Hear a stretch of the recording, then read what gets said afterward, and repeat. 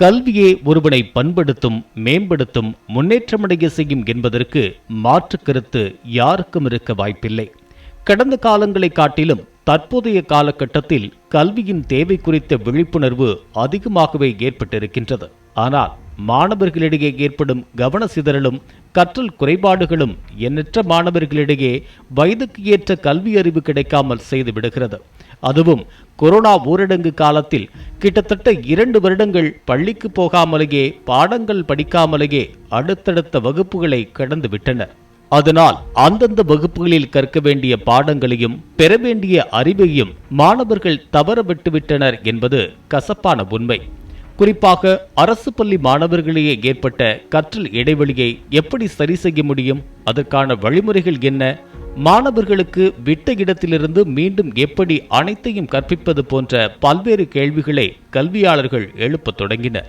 Corona 2வது அலை காலகட்டத்தில் தமிழ்நாட்டின் முதலமைச்சராக பொறுப்பேற்ற மு.க.ஸ்டாலின் அவர்கள் கொரோனா வைரஸ் பரவலை கட்டுப்படுத்தியதோடு மாணவ செல்வங்களின் கல்வியின் முக்கியத்துவத்தை அறிந்து புரிந்து மாணவர்களிடையே ஏற்பட்டிருக்கும் கற்றல் இடைவெளியை குறைப்பதற்கு சிறப்பான திட்டங்களை வகுத்தார்.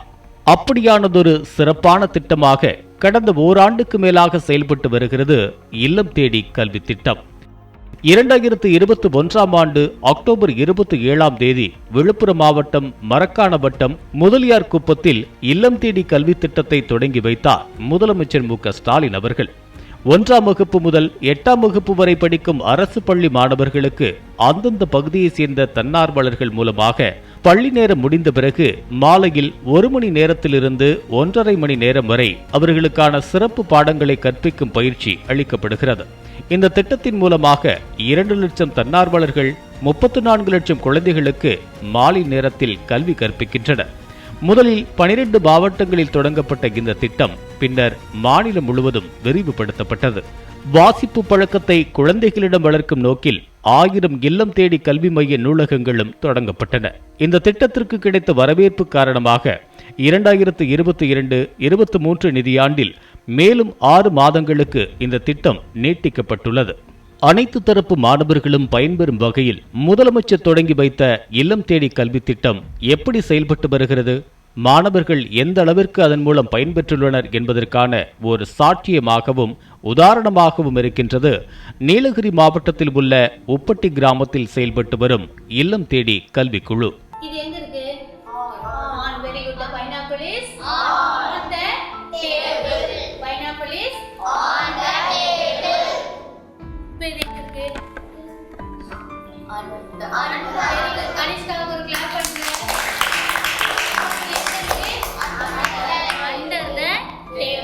இல்லம் தேடி கல்வியில் சொல்லி கொடுத்துருக்காங்க சயின்ஸ் ப்ராஜெக்ட்.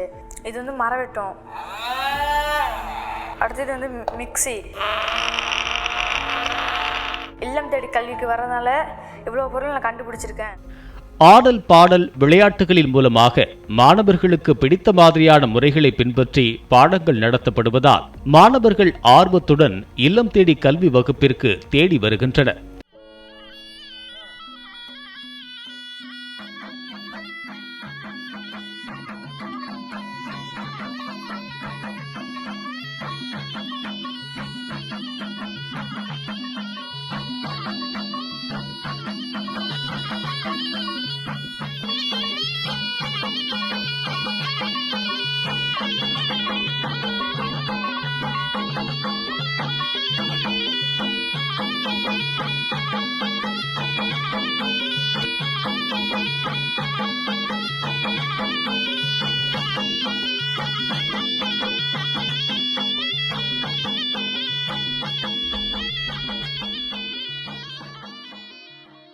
அது மட்டுமல்லாது இல்லம் தேடி கல்வி திட்டம் மாணவர்களிடையே ஏற்பட்டுள்ள கற்றல் இடைவெளி மட்டுமல்லாது சமூக ரீதியாக ஏற்பட்டுள்ள இடைவெளியையும் குறைத்து ஒற்றுமையை ஏற்படுத்தி இருக்கின்றது.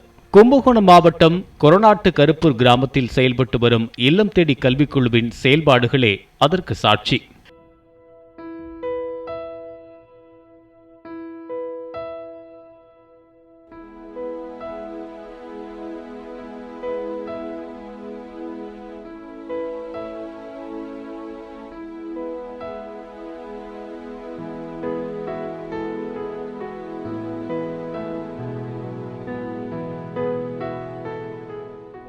தேடி கல்விக்கு முன்னாடி இந்த 2 ஆண்டுகள் கற்றல் இடைவெளி இருந்தனால பசங்களுக்கு சுத்தமாக மொத்தமாக மறந்துருச்சு. இப்போ இந்த இல்லம் தேடி கல்வி வந்ததுனால அவங்க பழசெல்லாம் ரீகால், அதாவது விட்டதை பிடிக்கிறதுன்னு சொல்லுவாங்க பாருங்கள், அதை எட்டிட்டாங்க. இப்போ பழங்குடியினர் மக்களுக்கு குழந்தைங்களுக்கு நான் ஏற்கனவே எடுத்திருக்கேன். அவங்க வந்து தமிழ் அவங்க லாங்குவேஜ் வேறனால அவங்களுக்கு படிக்கிறதுக்கு பேசுறதுக்கு கொஞ்சம் வித்தியாசமாக இருக்கும், கொஞ்சம் கஷ்டமாக இருக்கும். நான் என்ன பண்ணேன், வந்தோடனே எல்லாரையும் எழுத வச்சேன். அப்புறம் மாணவர்களுக்கு ஆடல் பாடல் அந்த மாதிரி டான்ஸ் அந்த மாதிரி ஆக்டிவிட்டீஸ் கொடுத்து நாங்கள் சொல்லிக் கொடுத்தோம். நிறைய ஃப்ளாஷ் கார்ட்ஸ்லாம் எழுதி போட்டு டான்ஸிங் அந்த மாதிரி ஆக்ஷன் வேர்ட்ஸு, நேமிங் வேர்ட்ஸு அதெல்லாம் சொல்லிக் கொடுத்து அவங்கள எடுக்க வச்சு அவங்கள அதை ஆக்ஷன் பண்ணி காட்டுவாங்க, டான்ஸிங் பிளேயிங் அந்த மாதிரி இதெல்லாம். அப்புறம் சார்ட் யூஸ் பண்ணியும் சொல்லி கொடுத்தோம். அப்புறம் அவங்கள என்னென்னா அவங்களையே வச்சு பசங்களை வச்சே நான் பண்ணுவேன். இப்போ ஒருத்தர் முன்னாடி இருந்தாங்கன்னா முன்னாடி யாருக்குன்னா அவங்க இன்ஃப்ரண்ட்டுங்கிறது, அவங்களுக்கு பின்னாடி யாருக்குன்னா பிஹைண்டுங்கிறது, 2 பேருக்கும் நடுவில் யார் இருக்கான்னா பிட்வீனுங்கிறது. இப்படி தான் நான் சொல்லி கொடுத்தேன். ஒரு டேபிள் எதையுமே நான் அதிகமாக யூஸ் பண்ணல. டேபிள் இருந்துச்சு அங்கன்வாடியில், மேலே என்ன இருக்குன்னு கேட்டேன் ஆனுன்னு, அடியில் ஒருத்தரை உட்கார வச்சேன். இது என்னன்னு கேட்டேன் அண்டர்னாங்க. இது எங்கே இருக்கு? On. Very good. Pineapple is on the table. Pineapple is on the table. இப்போ இது எங்கே இருக்கு? கனிஷ்காவுக்கு ஒரு கிளாப் பண்ணுங்க. Under the table. இல்லம் தேடி கல்வியில் சொல்லி கொடுத்துருக்காங்க சயின்ஸ் ப்ராஜெக்ட்டு. இது வந்து மரவெட்டம். அடுத்தது வந்து மிக்சி. இல்லம் தேடி கல்விக்கு வரதுனால இவ்வளோ பொருள் நான் கண்டுபிடிச்சிருக்கேன். முன்பெல்லாம் வந்து மாணவர்கள் வந்துட்டு பள்ளிக்கு வருவதற்கு ஒரு கஷ்டமாக இருப்பார்கள். இப்போ இந்த இல்லந்தேடி கல்வி வந்த பின்னாடி மாலை நேரத்தில் வகுப்புகள் முடிந்து காலையில் வரும்போது சந்தோஷமாக பள்ளிக்கு வருகின்றார்கள். இல்லந்தேடி கல்வியானது மிக சிறப்பாக நடைபெறுகிறது. கொரோனா லீவில் வந்து 2 வருஷத்தில் படித்தது எல்லாமே மறந்து போச்சு. அப்போ வந்து இந்த இல்லந்தேடி கல்வி வந்ததில் நாங்கள் 2 வருஷத்தில் எதாவது மறந்தோமோ அதை விட இப்போ நிறைய கற்றுக்கிட்டோம். இங்கே வந்து பாட்டு டான்ஸு எல்லாம் சொல்லி கொடுக்கறனால எங்களுக்கு ரொம்ப ஜாலியாக இருக்குது. லீவ் போடவே மனசு வரமாக்கிது. லாக்டவுனில் பசங்க எல்லாமே வீட்டில் தான் இருந்தாங்க, சரியாக படிக்கிறது இல்லை. இப்போ இந்த இல்லந்தேடி கல்வி தொடங்கினதுனால பசங்க நல்லா படிக்கிறானுங்க. அவங்களோட மன வளர்ச்சிக்கும் அவங்களோட அறிவு திறனையும் நல்லா வளர்க்குது. நாங்கள் காலையில் 8 மணிக்கு வேலைக்கு போனால் சாயந்தரம் 5 மணிக்கு தான் வீட்டுக்கு வரோம். எங்களால் அவங்களுக்கு சொல்லி கொடுக்குறதும் கொஞ்சம் சிரமமாக தான் இருக்குது. எங்களுடைய பாரத்தையுமே முதல்வர் அவர்கள் வந்து ஒரு 100% எங்களோட சதவீதம் ஒரு 10%னாலும் 90% அதாவது பசங்க படிக்கணும் அப்படின்றதுக்காக அதை அவங்க முன்ன நின்று எடுத்திருக்காங்க. இல்லம் தேடி கல்வி வந்து இன்னும் தொடரணும்னு முதல்வர் அவர்களுக்கு நன்றியை தெரிவிச்சுக்கிறேன். இல்லம் தேடி கல்வி வந்துட்டு தான் மிஸ் எங்களுக்கு நிறையா சொல்லி கொடுத்தாங்க. மழை காலத்துலேயும் வந்து நிறையா கூப்பிட்டாங்க வந்து படிங்கன்னு சொல்லி. அப்போ எங்களுக்கு புரியலை. இப்போ ஸ்கூலில் வச்சு கேட்டோடு தான் எங்களுக்கு தெரிஞ்சது. அப்போ நாங்கள் இல்லம் தேடி கல்வி வந்தாடி தினமும் போகிறோம், நல்லா படித்து சொல்லி தராங்க. நிறையா சொல்லி தரும்போது நாங்கள் நல்லா மைண்டில் ஏற்றிக்குவோம். இப்போ ஸ்கூலுக்கு போகும்போது கேட்கும்போது நல்லா சொல்லுவோம். அப்போ மிஸ் கேட்பாங்க, இது சொல்ல தான் அன்றைக்கி கஷ்டப்பட்டியான்னு கேட்பாங்க. அது நான் இப்போ நல்லா சொன்னனால என்னை எல்லாம் வெரி குட்னு சொல்லுவாங்க. நான் தினமும் இல்லம் தேடி கல்விக்கு போய் நல்லா படித்து பெரிய ஆளாக நான் வருவேன். ஸ்கூல் ஓப்பனிங் அப்புறம் பார்த்தீங்கன்னா ஸ்கூலுக்கு பசங்க நார்மலாக எப்பவும் போகிற மாதிரி போனாங்க. ஆனால் திடீர்னு ஒரு மாதத்து காலத்துக்குள்ளே ஒரு எஸ்எம்சி கூட்டம் நடத்தினாங்க. அதில் நாங்கள் போய் பார்க்கும்போது என்ன சொன்னாங்கன்னா, ஒரு 3ஆவது படிக்கிற பையன் கூட இன்றைக்கி சரி வரைக்கும் ஆனவனம் எழுத தெரியல, மறுபடியும் கல்வியில் பின்தங்கி இருக்காங்க அப்படின்னு அந்த எஸ்எம்சி மீட்டிங்கில் சொல்லும் போது, அந்த மாதிரி டயத்தில் தான் சில மாற்றங்கள் வந்த பிறகு தான் இந்த இல்லந்தேடி கல்வின்னு ஒன்று வந்தது. அது வந்ததுக்கப்புறம் பசங்களுடைய படிப்பு அந்த பின்தங்கி இருந்த படிப்பை முன்னாடி எடுத்துகிட்டு போயிடுச்சு. இது பார்த்திங்கன்னா முக்கியமாக பழங்குடியின மக்கள் மலையாள மக்களுக்கும் இது ஒரு மிகப்பெரிய ஒரு ஆணித்தனமான ஒரு விஷயம் இது. ஏன்னா இந்த விஷயம் வந்து எல்லா பகுதியிலும் போய் சேர்ந்துருந்தாலும் எங்களை மாதிரி ஏழை எளிய மக்களுக்கு வந்து கடைசி வரைக்கும் இது சேர்ந்துருக்கு அப்படிங்கும்போது மிகப்பெரிய சந்தோஷமாகவும் இருக்குது. இல்லம் தேடி கல்வி திட்டம் தொடங்கப்பட்டு கடந்த அக்டோபர் மாதத்துடன் 1 வருடத்தை கடந்து சிறப்பாக செயல்பட்டு வெற்றியடைந்திருக்கின்றது என்பது வெளிநாட்டு பேராசிரியர்கள் நடத்திய ஆய்வின் மூலமாக தெரிய வந்திருக்கின்றது. கடந்த செப்டம்பர் மாதம் கலிபோர்னியா பல்கலைக்கழகம், ஸ்டாக்ஹோம் பல்கலைக்கழகம், லாஸ் ஏஞ்சல்ஸ் பல்கலைக்கழகத்தை சேர்ந்த பேராசிரியர்கள் COVID-19 Learning Loss and Recovery Panel Data Evidence from India என்ற தலைப்பில் ஒரு ஆய்வினை மேற்கொண்டனர். அதில் கொரோனாவிற்கு முந்தைய காலம், கொரோனா தீவிரமாக பரவி பொதுமுடக்கம் ஏற்பட்ட காலம், கொரோனாவிற்கு பிந்தைய காலம் என 3 காலங்களையும் ஒப்பிட்டு ஆய்வு நடத்தியுள்ளனர். கிட்டத்தட்ட 94,000 மாணவர்களிடம் அவர்கள் நடத்திய ஆய்வில் கொரோனா காலத்தில் மாணவர்களிடையே கற்றல் இடைவெளி அதிகமாக இருந்தது.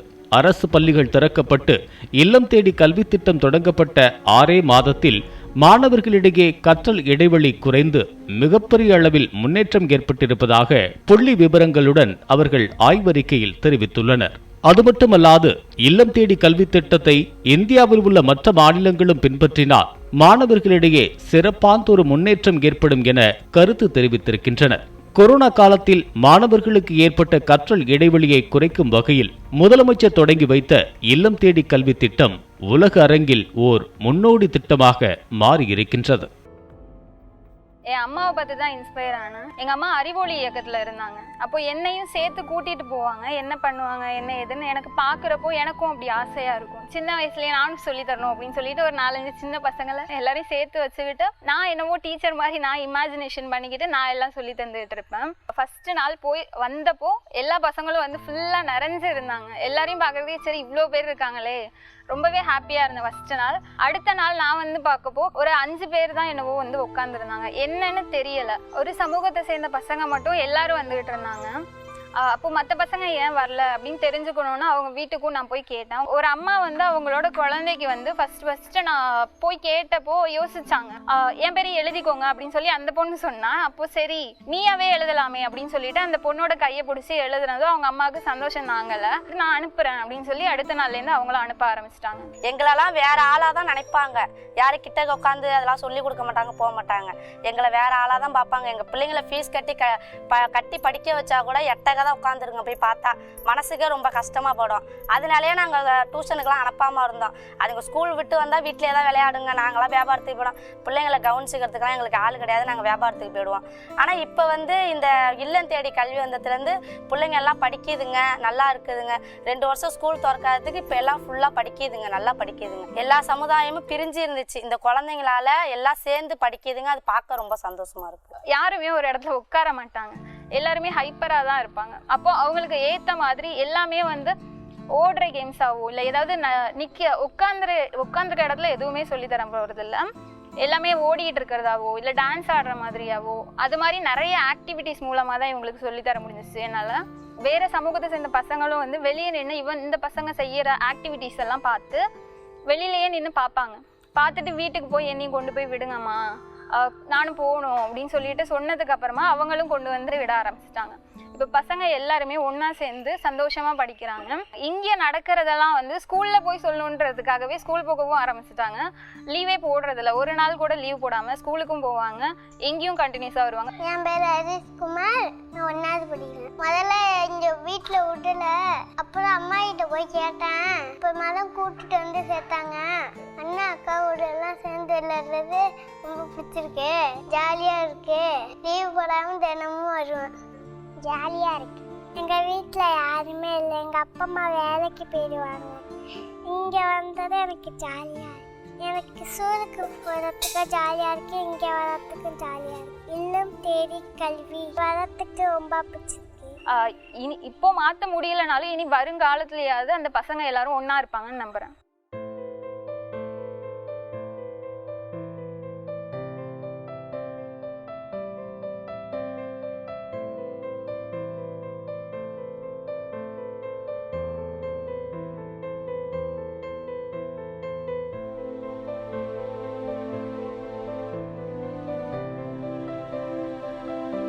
நான் எல்லா ஸ்டாரும் வாங்கி நிறையா நான் வீட்டுக்கு போய் எங்கள் அம்மாட்ட காமிச்சு நான் போய் காட்டுவேன்.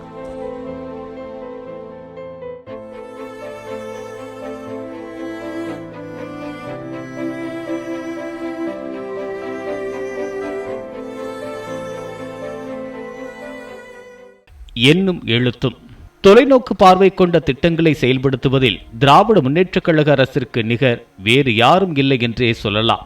அறிஞர் அண்ணா, முத்தமிழறிஞர் கலைஞர் தொடங்கி தற்போதைய தமிழ்நாட்டின் முதலமைச்சர் மு.க.ஸ்டாலின் அவர்களும் தொலைநோக்கு பார்வை கொண்ட திட்டங்களை செயல்படுத்தி வருகிறார். அதுவும் முக்கியமாக கல்வித்துறையில் தொலைநோக்கு திட்டங்களை செயல்படுத்தி மாணவர்கள் முன்னேற்றத்திற்கு திராவிட முன்னேற்றக் கழக அரசு வழிவகை செய்திருக்கின்றது.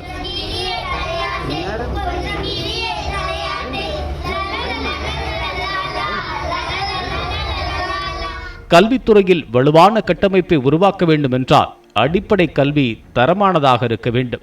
கடந்த 2 ஆண்டுகளாக கொரோனா ஊரடங்கு காலத்தில் அரசு பள்ளி மாணவர்கள் பள்ளிகளுக்கு போக முடியாமல் ஏற்பட்ட கற்றல் இடைவெளியினால் அவர்களின் கற்றல் திறன் பின்தங்கியுள்ளது. அதனை அறிந்த முதலமைச்சர் மு.க.ஸ்டாலின் அவர்கள் அடிப்படை கல்வி அறிவை போதிக்கும் வகுப்புகளான 1 முதல் 3ஆம் வகுப்பு வரையிலான அரசு மற்றும் அரசு உதவி பெறும் பள்ளி மாணவர்களுக்கு எழுத்தறிவையும் எண்ணறிவையும் மேம்படுத்தும் வகையில் எண்ணும் எழுத்தும் என்ற திட்டத்தை தொடங்கி வைத்தார்.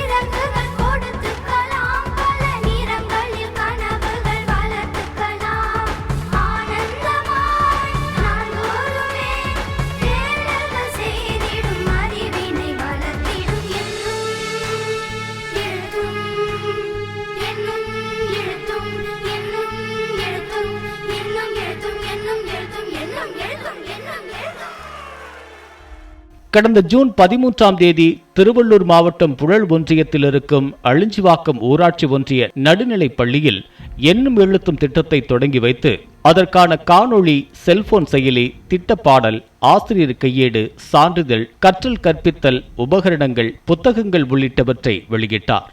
இந்த திட்டத்தின் மூலமாக 2025ஆம் ஆண்டிற்குள் 8 வயதிற்கு உட்பட்ட மாணவர்கள் எழுதுதல் மற்றும் வாசித்தலில் திறனுடையவர்களாக மாற்ற வேண்டும். கொரோனா காலத்தில் மாணவர்களிடையே ஏற்பட்ட கற்றல் இடைவெளியை போக்கி அனைத்து அரசு பள்ளி மாணவர்களும் தாய்மொழியிலும் ஆங்கிலத்திலும் கணித அறிவிலும் மேம்பட்டிருக்க வேண்டும் என்பதே இந்த திட்டத்தின் நோக்கமாகும். எண்ணும் எழுத்தும் திட்டத்தில் அரும்பு, மொட்டு, மலர் என 3 படிநிலைகள் உள்ளன. இதில் அரும்பு என்கின்ற படிநிலையில் எண்கள் மற்றும் எழுத்துக்கள் அறிமுகப்படுத்தப்பட்டு பயிற்சி அளிக்கப்படும். மொட்டுக்கள் என்கின்ற படிநிலையில் எண்கள் மற்றும் எழுத்துக்களை மாணவர்கள் வாசிப்பதற்கு பயிற்சி அளிக்கப்படும். மலர் என்கின்ற படிநிலையில் சரளமாக வாக்கியங்களை வாசிக்கும் பயிற்சி அளிக்கப்படும். தமிழ், ஆங்கிலம் மற்றும் கணிதம் ஆகிய 3 பாடங்களில் இந்த பயிற்சி அளிக்கப்படுகின்றது. இதற்காக ஆசிரியர்களுக்கு பிரத்யேகமாக பயிற்சி அளிக்கப்பட்டுள்ளது. இதற்கென தமிழ்நாடு மாநில கல்வியியல் ஆராய்ச்சி மற்றும் பயிற்சி நிறுவனத்தின் சார்பில் ஆசிரியர்களுக்கு கையேடுகள் தயாரித்து வழங்கப்பட்டுள்ளது. தமிழகம் முழுவதும் உள்ள அரசு மற்றும் அரசு உதவி பெறும் நடுநிலைப் பள்ளிகளில் பயிலும் 18 லட்சத்திற்கும் மேற்பட்ட மாணவர்கள் பயன்பெற்று வருகின்றனர். அரசு பள்ளிகளின் கட்டமைப்பு, மேம்பாடு உள்ளிட்ட பல்வேறு விஷயங்களில் கவனம் செலுத்தி வரும் பள்ளிக் கல்வித்துறை அரசு பள்ளிகளுக்கு தேவையான அனைத்து கட்டமைப்பு வசதிகளையும் ஏற்படுத்தி கொடுத்திருக்கின்றது. தனியார் பள்ளிகளுக்கு போய் படித்தால் மட்டுமே தரமான கல்வி கிடைக்கும் என்ற மூட நம்பிக்கையை போக்கி அரசு பள்ளியிலேயே தரமான மாணவர்களின் அறிவை வளர்க்கும் கல்வி கிடைக்கும் என்பதற்கு பல நூறு அரசு பள்ளிகளை உதாரணமாக சொல்லலாம். சுனாமியால் பேரழிவை சந்தித்த நாகப்பட்டினம் மாவட்டத்தில் உள்ள கீச்சாங்குப்பம் நடுநிலைப் பள்ளி இப்போது 100% தேர்ச்சி மட்டுமல்லாது தரமான கல்வி சேவையை வழங்கி வருகின்றது. மாணவர்களுக்கான பேருந்து வசதி, ஸ்மார்ட் கிளாஸ், பெற்றோர் ஆசிரியர் கலந்துரையாடல், பெற்றோர்களின் கோரிக்கைகளை காது கொடுத்து கேட்டு அவற்றை நிறைவேற்றுவது, மாணவர்களின் ஒவ்வொரு முன்னேற்றத்திலும் ஈடுபாட்டுடன் அக்கறை செலுத்தி செயல்பட்டு வருகிறது கீச்சாங்குப்பம் ஊராட்சி ஒன்றிய நடுநிலைப் பள்ளி. அரசு பள்ளி மாணவர்களுக்கு தரமான கல்வி, அதற்கான செயல் திட்டங்கள் என திராவிட மாடல் அரசின் செயல்பாடுகள் இன்னும் பல நூறு ஆண்டுகளுக்கு தமிழ்நாட்டினை தலை நிமிர செய்யும்.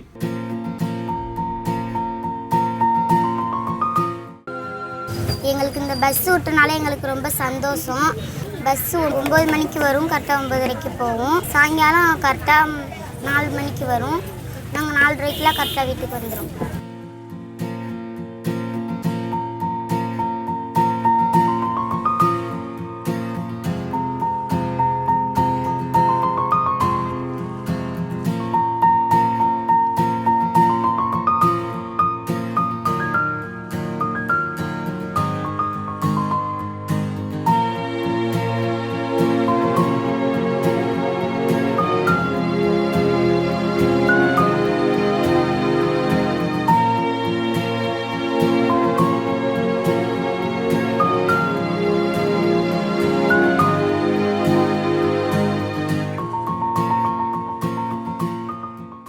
ஒவ்வொரு மாத பள்ளி மேலாண்மை குழுவிலும் என்னென்ன திட்டத்தை யார் அணுகணும், என்ன பெற்றோம் அப்படிங்கிறத போய் அதனுடைய தொடர் பணி என்ன இப்படிங்கிறத நம்ம இந்த ஆண்டு முழுவதும் செய்ய வேண்டிய பணிகளை திட்டமிட்டு அதை செஞ்சுட்டாலே அந்த ஆண்டுக்காக ஒவ்வொரு ஆண்டுமே நாங்கள் ஒரு விஷயம் புதுசாக செஞ்சுட்டு இருக்கோம். முக்கியமான பங்கு ஒரு குழந்தையுடைய வளர்ச்சியில் இருக்கிறது. வெறும் ஸ்கூலுக்கு அனுப்பினா பத்தாது, அந்த பார்ட்டிசிபேஷன் பேரண்ட்ஸ் கண்டிப்பாக கொடுக்கணும். அதுக்கு இந்த எஸ்எல்சி ஒரு பாலமாக அமையும். தனியாரில் படித்தப்போ கூட இந்த படிப்பு திறமை அவனுக்கு இல்லை. இங்கே சேர்த்த பிற்பாடு அவன் நல்லா படிப்பான். நான் சொல்ல வேண்டியதெல்லாம் நல்லா படித்து கவர்மெண்ட் ஸ்கூல்னால் எனக்கு பிடிக்கும். பிள்ளைங்க எப்படி விருப்பப்படுது அதை மாதிரி சேர்த்தோம். அங்கேயோட இப்போ இங்கே எவ்வளோ பரவாயில்ல. எங்களுக்கு பஸ் வசதியும் கொடுக்குறாங்க. எங்களுக்கு ஏதாச்சும் ஒரு பிரச்சனைனா ஹெட் மாஸ்டரே எங்களை எல்லாருமே இதில் எல்லாமே கேட்பாங்க. எவ்வளவோ ஸ்மார்ட் கிளாஸ் வந்திருக்கு. ஏன்னா ஸ்மார்ட் கிளாஸுங்கிறது ப்ரைவேட் ஸ்கூலில் இல்லை. இப்போ முக்கியத்துவமாக சொல்ல போனாக்கா இந்த மாதிரி கிராமத்தில் உள்ள ஸ்கூலில் வரைக்கும் இந்த ஸ்மார்ட் கிளாஸ்னு ஒன்று வச்சுக்கிறதுனால ரொம்ப யூஸ்ஃபுல்லாக இருக்குது பிள்ளைங்களுக்கு. பெருசானா டாக்டர் ஆகணும் ஆசை. நான் இந்த பள்ளியில் படிக்கிறனால டாக்டர் ஆகிடுவேன் நம்பிக்கை இருக்குது. எங்கள் அப்பா கடலுக்கு போய் மீன் பிடிச்சிட்டு தான் வருவாங்க. காலங்காலமாக எங்கள் அப்பா அந்த வேலை தான் பார்த்துட்டு இருக்காங்க. அதுலேருந்து நான் ஒரு வெளியில் எங்கள் அப்பாவே எங்கள் அம்மாவே வானத்தில் பறக்க வைக்கணும்னு ஆசைப்பட்றேன். அதனால நான் ஒரு ஏரஸ்டர் ஆகணும்னு ஆசைப்பட்றேன். எங்கள் வீட்டில் தனியார் ஸ்கூல் தான் ரொம்ப நல்லாயிருக்குன்னு நினச்சிருந்தாங்க. ஆனால் அங்கே விட இங்கே ரொம்ப நல்லா கோச்சிங் கொடுக்குறாங்க. அதனால நான் தனியாக கவர்மெண்ட் ஸ்கூலில் தான் இனி படிக்க போகிறேன். இனிமேல் கவர்மெண்ட் ஸ்கூலில் தான் படிப்பேன். தூய்மையாக ட்ரெஸ் பண்ணிவிட்டு தலை வாரிட்டு ஷூ போட்டுக்கிட்டு எல்லாம் வரதுனால எனக்கு ஸ்க்ராப் கொடுத்துருக்காங்க. எங்களுக்கு இந்த தபால் வந்துச்சு வீட்டில். அதனால் எங்கள் அப்பா அம்மா ரொம்ப சந்தோஷமாக இருந்தாங்க. 8 வருஷமாக இந்த ஸ்கூலில் நான் படிக்கிறேன். ப்ரைவேட் ஸ்கூலில் படித்தப்போ எனக்கு அவ்வளோவா இங்கிலீஷ் தெரியாது. 8 வருஷமாக இங்கேருந்து படிக்கவும் எனக்கு ஸ்போக்கன் இங்கிலீஷ் நல்லா தெரியுது. மிஸ்ஸுங்க நல்லா ஸ்போக்கன் இங்கிலீஷ் நல்லா சொல்லித்தராங்க. எல்லாமே புரியுது. My aim is collector. நான் இந்த ஸ்கூல்லேருந்து கலெக்டராக நான் ஆகி காமிச்சேன்னா இந்த ஸ்கூலுக்கு நான் அதாவது என்னால் பண்ண முடிஞ்சதை நான் பண்ணுவேன். இந்த ஸ்கூல் எனக்கு ரொம்ப பிடிச்சிருக்கு. எக்ஸ்ட்ரா கரிக்குலர் ஆக்டிவிட்டிஸ் இங்க இருந்த பிள்ளைங்க சிறப்பாக ஆடுறாங்க, சிறப்பாக பண்ணாங்க. இன்ஃபேக்ட் எனக்கு பேசுகிற இங்கிலீஷ்லாம் கேட்க வெரி ஹாப்பி. ஒரு தடவை இங்கிலீஷ் பேசும்போது ஒரு அரசு பள்ளியில் படிக்கிற ஒரு குழந்தை இவ்வளவு சிறப்பாக ஆங்கிலத்தில் பேசுவதுன்னு கேட்கும்போது பெருமையாக இருக்கு. நான் ஒரு டீச்சராக ஆகணுங்கிறது என்னோட கனவாக இருந்துச்சு. நான் ஒரு ஏழை குடும்பத்தில் பிறந்ததுனால என்னால் அந்த ஒரு கனவை நினைவாக்க முடியல. இதே கவர்மெண்ட் பள்ளியில் என் பிள்ளைங்க படித்து அந்த ஒரு உயரத்துக்கு போவாங்கிற கனவோடு தான் நான் என் பிள்ளைங்களே இங்கே கொண்டாந்து அது சாதிச்சுனாக்கா இந்த ஸ்கூலை நான் எப்போவுமே மறக்க மாட்டேன்.